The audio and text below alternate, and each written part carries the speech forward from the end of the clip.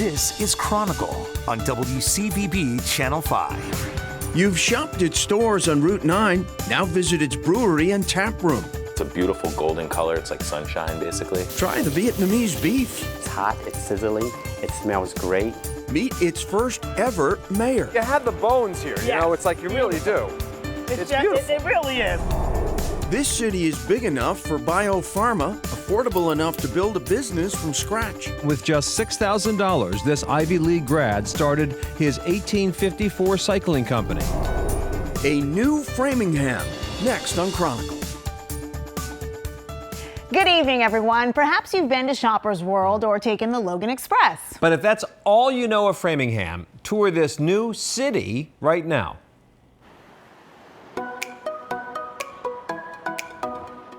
Ask Bostonians to describe Framingham, and they'll probably talk about the shopping malls along Route 9. But tonight, we'll show you a very different look at this Metro West city of 70,000.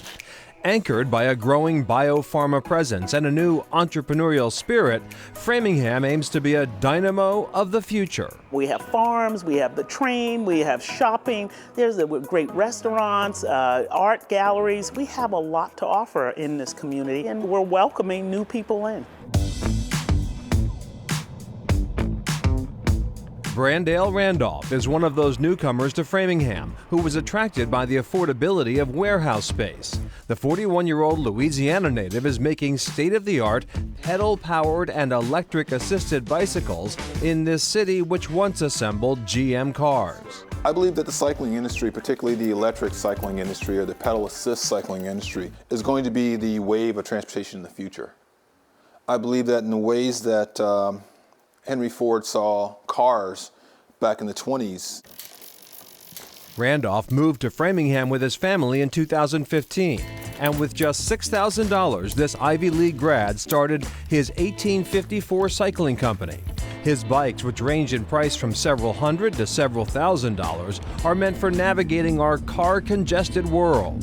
Those with electric-assisted motors can easily top 20 miles an hour without breaking a sweat. A lot of these bikes are going to be meant for people who are going to want to ride them to work or take them to the grocery store and pick up their groceries, to pick up their kids from the bus stop. It's for seniors, it's for people who don't really want to continue with this dynamic of getting in the car to go a short distance. The 1854 Cycling Company is built to create transportation change, but social change as well. As he grows, Randolph and his head mechanic, George Navarez, are hiring and training former inmates.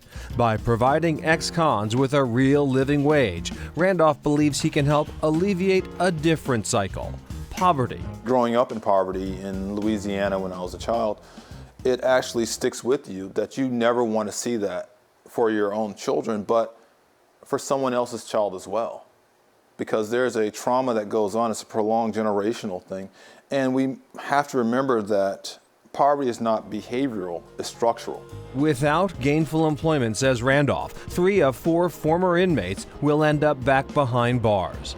That Randolph's electric-assisted bikes are already finding buyers as far away as Sweden, Germany, and Mexico has convinced him that consumers value the product and its do-good ethos. There was a study that said in 5 years, over 1/4 of all the bikes we see on the road will be electric-assisted. We want to be one of the premier brands of electric-assisted, but it's not just being a brand that can actually do it, it's being a brand that people love and associate with quality and have some meaning behind it. How does a city know it's getting hipper? By the buzz of its craft breweries. In 2016, Jack's Abbey expanded into a huge plant and beer hall 6 times its original Framingham space. Now, another brewer, Exhibit A, is merrily making beer in Jack's Abbey's old factory and getting major industry shout-outs. We kind of have a fun sort of take on craft beer. We're not taking ourselves all that too seriously.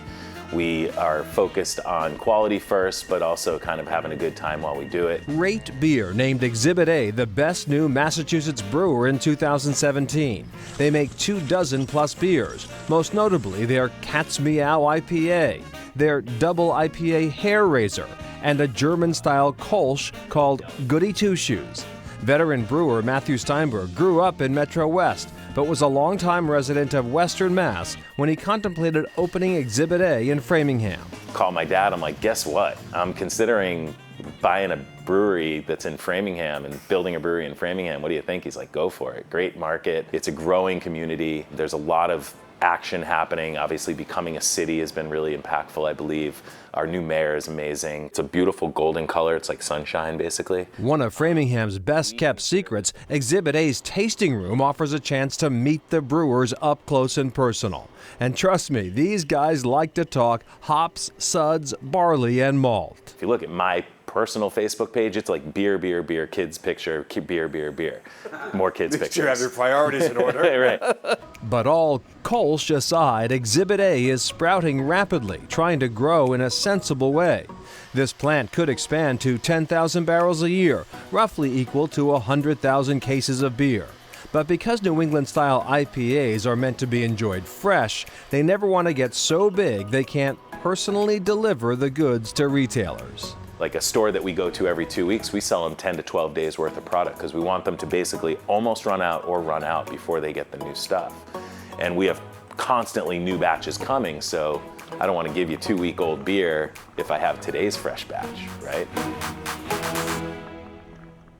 And Exhibit A is constantly hosting events in their tasting room. Upcoming, they have a live band performance and a visit from a Cuban food truck should be making a stop there. Lots of good soon. things going on there. Back to 1854 cycling. They, if you want to see their cycles, you can see them obviously on their website. If you want to see them in person, though, you can go to Crimson Bikes, which is on Mass Ave in Cambridge. They've got a great idea there, and they're doing really well. It's nice to see. All right. Well, the mayor shares her first impressions.